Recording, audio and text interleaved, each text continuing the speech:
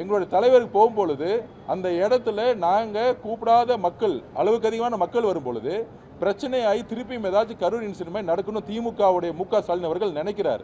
இதை திருப்பி அரசியல் பண்ணணும்னு நினைக்கிறார். நேற்று குளத்தூர் நடந்திருந்தா உடனே அதை அரசியல் பண்ணி அடுத்த 20 நாளைக்கு எங்களுடைய தலைவருடைய பிரச்சாரத்தை முடக்கிறது தான் திமுகவுடைய மிகப்பெரிய சதியே. ஸோ இந்த சதியை முறியடிச்சிட்டு நேற்று நாங்கள் பிரச்சாரத்தை பாதியிலே நிப்பாட்டிட்டு கிளம்பிட்டோம். அது மட்டும் இல்லாமல் நேற்று வில்லிவாக்கத்தில் ஒரு வேட்பாளர் அறிமுக கூட்டம் சாதாரண முறையில் ஜனநாயக முறையில் நடந்துகிட்டு இருக்கு. அதை பக்கத்தில் இருக்கிற ஒரு மேன்ஷனில் 2 பேர் பாட்டில் வச்சு அடித்து எங்கள் அம்மா மாதிரி இருக்கக்கூடிய வயசில் அவங்க முட்டியில் பட்டு மயக்கம் போட்டு விழுந்து அட்மிட் பண்ணியிருக்காங்க. அது காவல்துறை நேற்று நைட்டு நாங்கள் வந்து மிகப்பெரிய போராட்டத்தை அனௌன்ஸ் பண்ணணும்னு சொன்னோன்னே ரிமாண்ட் பண்ணிட்டாங்க. ஆனால் நேற்று நைட்டு இன்ஸ்பெக்டர் உத்தரவாதம் கொடுத்தாரு. இதை வந்து நாங்கள் வந்து இந்த மீடியாவில் சொல்கிறாங்க, சோசியல் மீடியாவில் சொல்கிறாங்களே இது மாதிரி வந்து அவங்க 2 பேர் நண்பர்களுக்குள்ள அடிச்சிட்டாங்கன்னு, அதெல்லாம் பொய்யான தகவல். இன்ஸ்பெக்டர் நேற்று நைட்டு எங்கிட்ட உத்தரவாதம் கொடுத்தது, நீங்கள் கொடுத்த கம்ப்ளைண்ட்டை நாங்கள் எஃப்ஐஆரில் போடுவோம். இதில் அந்த ரூமுக்குள்ளே வந்து நிறைய பாட்டில் உடைக்கப்பட்டிருக்கு.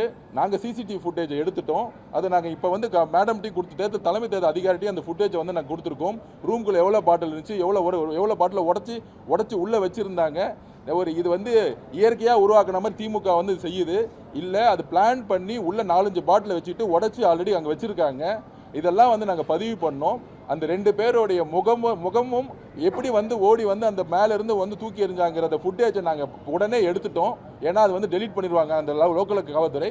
அதை எடுத்து வச்சுட்டு மேடம்கிட்ட நாங்கள் வந்து அவங்கள தான் நம்புகிறோம். தலைமை தேர்தல் அதிகாரி தான் நாங்கள் நம்புகிறோம். இப்போ காவல்துறையை நாங்கள் அவங்க மேலே நம்பிக்கை கிடையாது.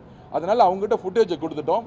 உடனடியாக கைது செய்து அவங்க மேலே வந்து அட்டெம்ப்ட் மர்டர், பெண்கள் மேலே வந்து இந்த மாதிரி சார்ஜ் பண்ணியிருக்காங்கிறத எஃப்ஐஆர் போட சொல்லியிருக்கோம். இன்ஸ்பெக்டர் நேற்று நைட்டு உத்தரவாதம் கொடுத்தனால தான் நாங்கள் வந்தோம். ஸோ இந்த மாதிரி தமிழக வெற்றிக்கழகத்துடைய பிரச்சாரத்தில் எல்லா அணுகுமுறையும் ரவுடிசம் பண்ணுறாங்க. பாட்டில் போட்டு அடித்தா நெக்ஸ்ட் பெண்கள் வரக்கூடாது. ஏன்னா தமிழக வெற்றிக்கழகத்தோட பிரச்சாரத்தில் பெண்கள் தான் பிரச்சாரத்தை முன்னெடுக்கிறதே. அந்த பெண்களை மிரட்டுறதுக்காகவே திமுகவுடைய அதிகாரிகள் இன்றைக்கி அதை செஞ்சுக்கிட்டு இருக்காங்க. சிட்டி கமிஷனராக இருக்கட்டும், பழைய ஆஃபீஸர்ஸ் எல்லாமே மாற்றணும்னு நாங்கள் சொல்லியிருக்கோம். இன்டெலிஜென்ஸ் ஆஃபீஸர்லேருந்து எல்லாமே மாற்றணும்னு சொல்லியிருக்கோம். பொதுவாகவே தேர்தல் நோட்டிஃபிகேஷன் வந்தாலே பழைய ஆட்சியாளர்களால் அப்பாயின்மெண்ட் பண்ணப்பட்ட எல்லா ஆஃபீஸர்ஸையும் வந்து அவங்க வந்து பணியிட மாற்றம் பண்ணுவாங்க. சில பேர் வேறு மாநிலத்துக்கு அனுப்பிச்சிருவாங்க. இங்கே இருக்க சிட்டி கமிஷனர்லாம் வேறு மாநிலத்துக்கு அனுப்பணும். பழைய இன்டெலிஜென்ஸ் இருக்கக்கூடிய ஏடிஜிபியில் இருக்கிற லெவலில் இருக்கவங்கலாம் வேறு மாநிலத்துக்கு அனுப்பணும். இதெல்லாம் எங்களோட கோரிக்கையை நாங்கள் சொல்லியிருக்கோம். தலைவர் தான் அந்த கோரிக்கை வச்சார், அதை நாங்கள் கொடுத்துருக்கோம்.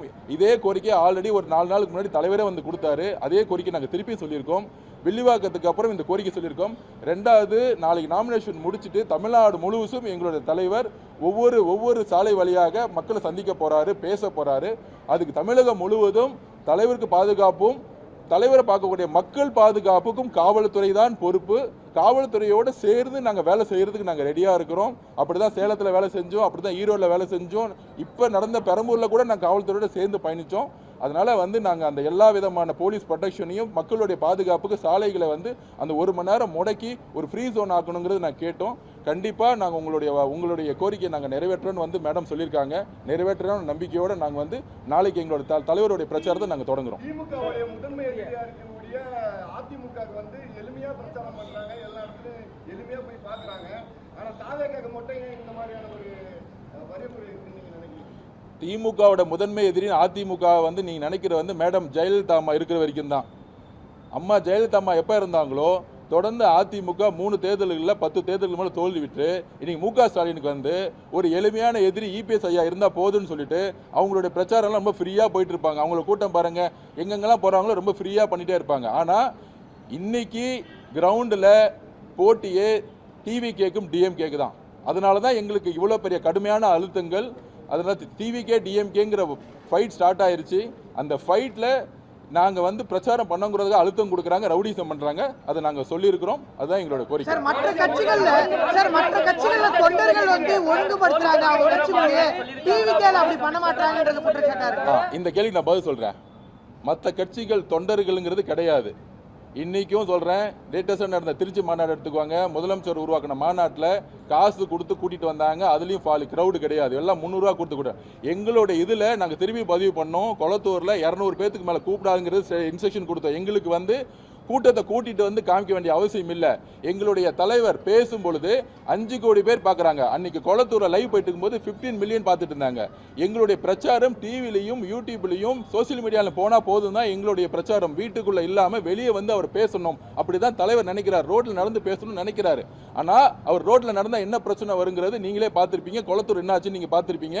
முதலமைச்சர் தொகுதியே இப்ப ட்ரையல் ஆயிட்டு இருக்கு. 50,000 பேருக்கு மேல உள்ள ஓடி வர பாக்குறாங்க. சோ இந்த இன்சிடென்ட்ஸ் வந்து தொண்டர்கள் கிடையாது. நீங்க வேணா போய் நீங்க மீடியா வந்து லைவ் பார்த்துட்டு இருக்கீங்க.